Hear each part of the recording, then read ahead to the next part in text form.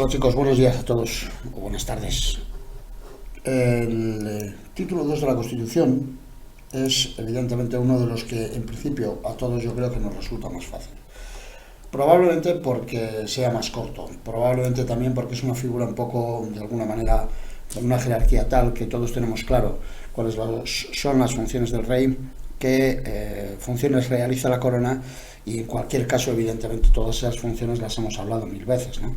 Pero no está de más que seáis capaces de repasar de alguna manera y a bote pronto, en 2, 3, 4 minutos, un título que con los artículos justitos, concretamente 10, pues prácticamente pone encima de la mesa dos situaciones. Primera situación, la forma política del Estado español, y segunda situación, acordaros que cuando habláis de la Constitución española y de las posibilidades de la reforma, hay dos tipos de reforma, hay una reforma parcial y una revisión total o que afecte a partes esenciales. Y el título 2 es precisamente una de esas partes esenciales.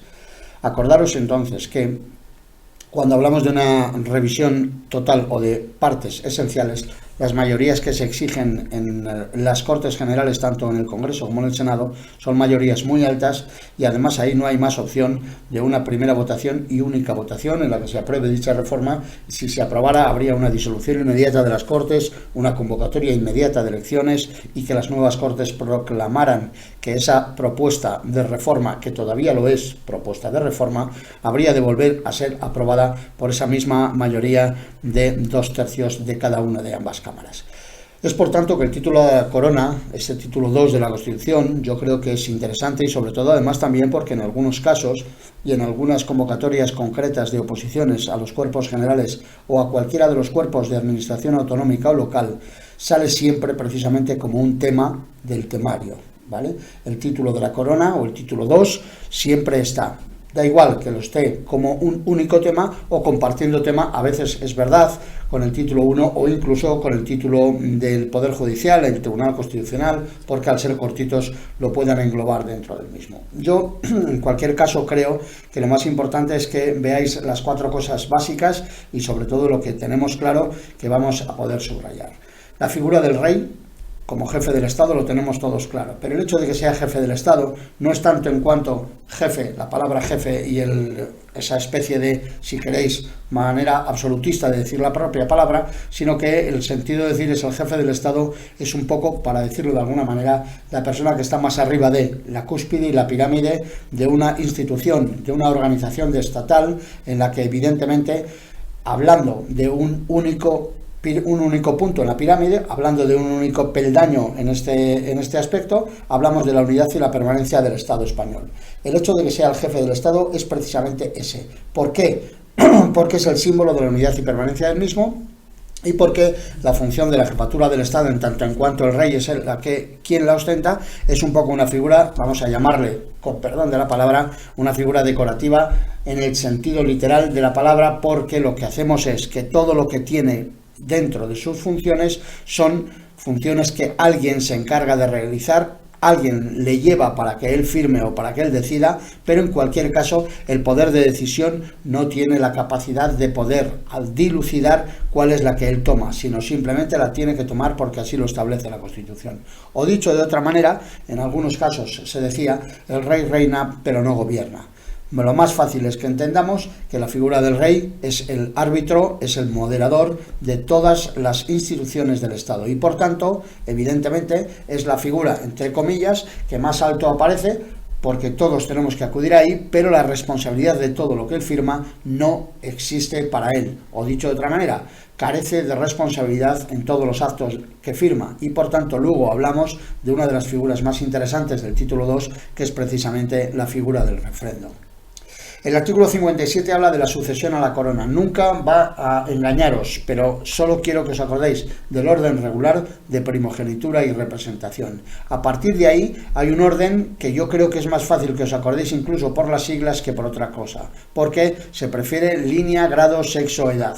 Si queréis, yo algunas veces haciendo risas decíamos que es la Ley General de Seguridad del Estado. Línea, grado, Ley General, Seguridad, línea, grado, sexo, edad. Bien, la cuestión es que el príncipe heredero, cuando alcanza la mayoría de edad, es príncipe de Asturias y que evidentemente si no hubiera personas a quien les corresponda la sucesión a la corona, Evidentemente, dentro del orden que hemos hablado antes, las Cortes proveerán a la sucesión y, por tanto, son las Cortes a las que les correspondería, hipotéticamente, en caso de que no hubiera nadie, esa sucesión en la corona de España. Por otro lado, si alguna vez surgiera el problema de una duda de hecho o de derecho en torno a la corona, así como cualquier situación que se produzca en torno a las abdicaciones y renuncias, serán resueltas por ley orgánica. Y cuando hablamos de ley orgánica, evidentemente ya sabéis lo que hablamos. Hablamos de la ley que se ha aprobado en las Cortes Generales, que dentro de las leyes es una ley que exige una mayoría un poco especial, mayoría absoluta en el Congreso de Diputados, y por tanto, de alguna manera, la Constitución lo que quiso fue darle esa mayor importancia por el hecho de que sea la corona de la que estemos hablando. El artículo 59, a veces ha salido en el examen cuál es el artículo que recoge la regencia o cuál es el artículo que recoge la sucesión. Tened cuidado, porque es cierto que en este tipo de título, un título tan, entre comillas, fácil como el que estudiamos, a veces lo que nos preguntan es precisamente el artículo que lo recoge. Acordaros que la figura del regente viene a ser la figura de quien hace las veces de rey. Y cuando hablamos de hacer las veces de rey, por lógica, lo primero que tenemos que pensar es que si el rey no puede ejercer, la persona que está inmediatamente para sustituirlo, es decir, su heredero, si estuviera en condiciones de obtener esa situación, automáticamente sería la primera persona a ocupar en la regencia. ¿Por qué? Porque se dice el príncipe heredero si fuera mayor de edad. Y por eso no hay que explicar entonces por qué cuando el príncipe heredero alcanza la mayoría de edad se le obliga constitucionalmente a que preste juramento de fidelidad a la Constitución y al rey. ¿Por qué? Porque si hablamos de que el día menos pensado necesitáramos un regente, de esa manera tendríamos a la persona capacitada para ello, que ya ha prestado el juramento para ello y que por tanto el primer paso lo tiene dado para poder ejercer como rey. Una cosa es la regencia y otra cosa es la tutoría. Será tutor del rey la persona que vigila el comportamiento del niño que, siendo rey, es menor de edad. Acordaros que la figura de rey no implica mayoría de edad. Una cosa es ser rey y otra es ejercer de rey. El rey puede ser rey siendo menor de edad, pero necesitaría un regente. El rey, cuando es mayor de edad, evidentemente ya no necesita ni regente ni tutor.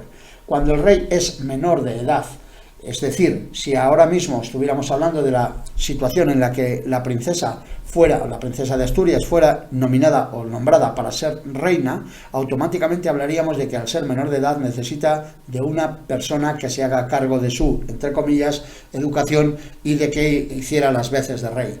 Automáticamente hablaríamos por un lado de tutela, de tutor, y hablaríamos de tutor para las consecuencias de niño menor de edad y hablaríamos de regente para la persona que hace las veces de rey. Nada tiene que ver el tutor con el regente, pero sí es cierto que puede coincidir en el caso del padre o la madre y los ascendientes directos del rey. Cuando hablamos en el artículo 61 de la corona, hablamos del juramento. El rey prestará juramento cuando es nombrado como tal, y el príncipe heredero, ya lo hemos comentado antes, cuando alcance la mayoría de edad. Y el artículo más importante de todo el título 2, que es sin duda alguna y sin duda el artículo de las funciones del rey. Primero, porque nos puede salir como tal en qué artículos se recogen, y segundo, porque quiero que defináis y sobre todo que tengáis muy claro cuáles son las palabras de las que hablamos. No podemos cambiar las frases, las palabras tienen que ser exactas y además cada una de esas palabras tiene una función que evidentemente la tenemos que contemplar. De tal manera que cuando hablamos de leyes hablamos de sancionar y promulgar. En el concepto de sancionar nos referimos a la firma, en el concepto de promulgar nos referimos a ordenar su publicación. Cuando hablamos de convocar y disolver Cortes nos referimos a lo que serían las sesiones inaugurales, las sesiones constitutivas de las mismas. No tiene nada que ver una convocatoria del Congreso o una convocatoria del Senado para cuando mensualmente, ordinariamente o excepcionalmente se reúnen. Convocar y disolver son en el amplio sentido de la palabra por primera vez y por última vez en una legislatura. Cuando hablamos de la última vez es porque el rey, a propuesta de quien corresponda, luego lo vemos, normalmente del presidente del gobierno, puede disolver las Cortes. Excepcionalmente, y como bien recordaréis, si el presidente del gobierno no fuera elegido en el Congreso de Diputados y en la moción de investidura no se aceptara la misma o no se adoptara o aprobara la misma, automáticamente, transcurridos un determinado tiempo, le corresponde al rey disolver ambas cámaras, el Congreso o el Senado. La tercera de las funciones es convocar referéndum. Ya sabéis que el referéndum es una consulta al pueblo. Los referéndums se realizan en diversos casos previstos en la Constitución. Convocar referéndum le corresponde al rey. Siempre que sale esta pregunta en el examen, la frase entera es convocar a referéndum previa autorización de. Tened cuidado, por favor. Convocar referéndum lo hace el rey, pero la previa autorización para el mismo la realiza el Congreso. Y la mayoría de la gente confundimos entre Congreso y Cortes en esta función. No sé por qué, pero conceptuar una cosita. Si el referéndum tiene una clara motivación política, porque lo que pretendéis es que la gente opine, evidentemente aspecto meramente político, es cuestión del Congreso, porque es el Congreso al que le corresponde precisamente ese tipo de decisiones políticas. Acordaros que el Senado es la Cámara de Representación Territorial, mientras el Congreso, aunque es una frase que yo me invento como tal, es el órgano de mayor protagonismo político. Cuando hablamos de otra de las funciones del rey, candidato a presidente, proponerlo. Estamos hablando normalmente al término de una legislatura, pero también hablamos cuando por pérdida de confianza nos hemos quedado sin presidente y cuando evidentemente estemos en el resto de los casos porque suceda cualquier cosa y haya que proponer un candidato a la presidencia de gobierno. Dimisión, fallecimiento del presidente, etcétera. Cuando hablamos de nombrar y separar a los miembros del gobierno, nos referimos a los ministros o a los miembros como tal que pueda tener el gobierno. Acordaros que la Constitución, en el título 4, establece serán miembros del gobierno los ministros y los demás miembros que establezca la ley y los vicepresidentes en su caso. Dado que la ley puede establecer otros, la Constitución no se complicó y dijo simplemente nombrar y separar miembros de gobierno. Cuando hablamos de decretos del Consejo de Ministros, hablamos de expedir. Cuando hablamos de las leyes, hablamos de sancionar. La verdad es que el decreto que sale aprobado en Consejo de Ministros, lo único que habría es que decir firmar para darle la condición de Real Decreto y mandar al boletín para que sea publicado. Aquí solo se habla de expedir decretos, pero también una de las funciones del rey es cuando hay un empleo civil y militar, tanto de la Casa Real como del resto de las administraciones, conferir empleos que corresponde al rey y en algunos casos conceder honores y distinciones por cualquier tipo de situación le corresponde al rey cuando no le corresponda a otro órgano o establecido por las leyes, como podría ser el Consejo de Ministros. Pero conceder honores y distinciones con arreglo a las leyes, una de las funciones, o sea, es una de las competencias que tiene el rey, dentro de que, insisto, también hay más autoridades que pueden conceder honores y distinciones. Ser informado de los asuntos de Estado y presidir sesiones del Consejo de Ministros. Aquí acordaros que hay dos cuestiones. Primero, se lo tiene que pedir el presidente del gobierno. Y segundo, cuando lo estime oportuno el rey. Se tienen que dar las dos circunstancias. Una función del rey en relación a las Fuerzas Armadas es el mando supremo. Una función del rey en relación a conceder indultos es ejercer el derecho de gracia. La diferencia entre indulto y derecho de gracia no es ninguna, porque el derecho de gracia es precisamente una concesión que el rey tiene capacidad para hacer y normalmente se traduce en indultos. Por eso la Constitución, cuando habló, dijo que tiene derecho de gracia, pero no puede autorizar indultos generales. Esa es la cuestión, el indulto individual, el indulto de una persona, dos o colectivo, mientras lo otro es un indulto de carácter general. Y lo que no puede hacer es esto último, indultos, no podrá autorizar indultos generales. Y por último, cuando hablamos de las Reales Academias, me da igual de la lengua, de la historia, de la que queráis, el alto patronazgo de la Real Academia, un cargo de carácter absolutamente honorífico, le corresponde al rey. La declaración de guerra está en el artículo 63. Bueno, el rey acredita a los embajadores. La gente que viene, embajadores de extranjeros a España, se acreditan ante él y al rey le corresponde manifestar cualquier obligación que se imponga el Estado con el exterior, con otros países. Es decir, corresponde manifestar el consentimiento del Estado para obligarse por medio de relaciones internacionales.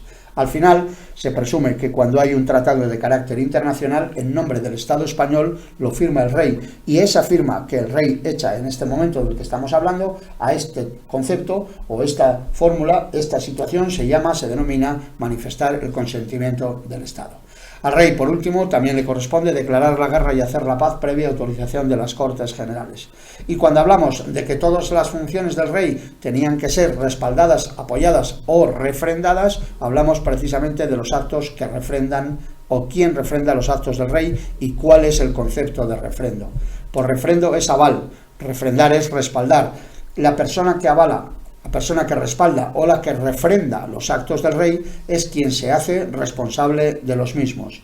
Acordaros que os van a preguntar siempre quién puede refrendar los actos del rey.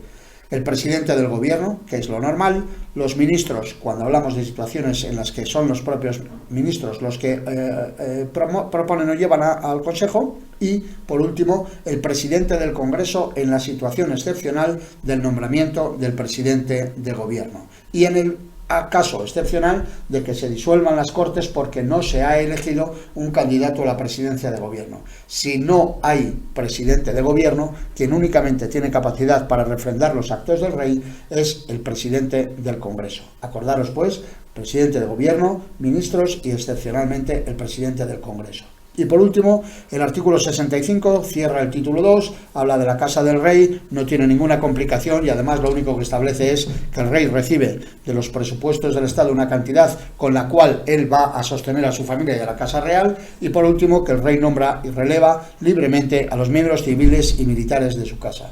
Y os aseguro que la palabra libremente no tiene mucha importancia. No puede pasar desapercibida para vosotros. El hecho de que el rey nombre y le releve libremente a los miembros de la Casa Real implica que ahí sí que es directamente la persona responsable de dicho nombramiento, o lo que es lo mismo, ese acto del rey no ha de ser refrendado. Por eso digo que interesa mucho y que evidentemente lo tenéis que repasar.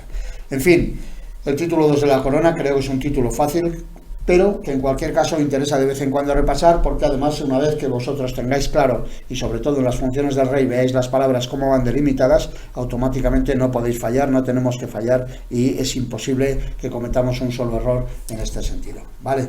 Un saludo para todos, espero que el título 2 se os haga muy corto, muy llevadero. Yo creo que además es de los títulos realmente fáciles que tenemos para poder aprender. Lo dicho, nos vemos y seguimos estudiando Constitución Española.